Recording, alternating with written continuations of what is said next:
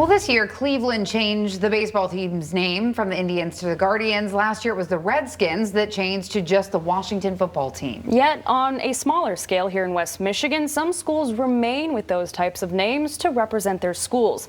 But now changes are coming, and I spoke directly with a local Native American tribe about why mascot changes are long overdue. The history, the culture, and the artifacts of the Gun Lake tribe in West Michigan don't go back just a few generations. Thousands of years. Everything from the art to the representation of the bald eagle. Eagles are sacred to us as for what they did for our people in our creation story.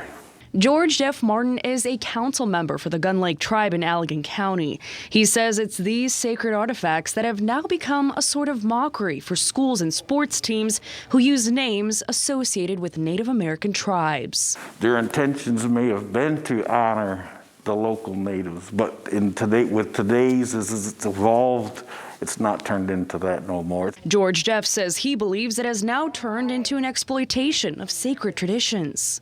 Because it's all of the actions that go with it. It's the the stereotypical stuff that you see that's not us. A few weeks ago, Saranac Public Schools decided to retire their school mascot, the Redskins, a term seen as derogatory by the tribes. That's a name that wasn't created by us. Saranac Superintendent Jason Smith says they reached out to local tribes to educate themselves on why the name was derogatory and realized it wasn't the name that represented the district best. You could see that it was time to change. The school board unanimously voted for the name change. Now the search for a new name is in the works. We just want to make sure we do this right. Hartford Public Schools also announced the retirement of their name, the Indians, just a few weeks ago, but did not return our request for comment. In a statement posted on Facebook, Superintendent Kelly Millen said, "We want to maintain the long history of pride and respect for which Hartford is known.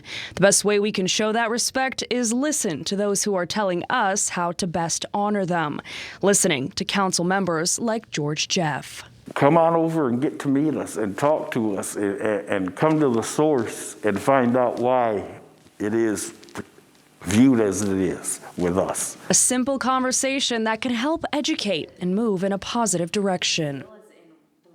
And a few more Michigan schools remain with names like the Indians and Redskins despite growing calls for change. That's a really good story. It's very insightful, Ruta. And the Gun Lake tribe and other local tribes welcome people to come in, get in touch with them, discuss the drawbacks of these names, and talk about other recommendations.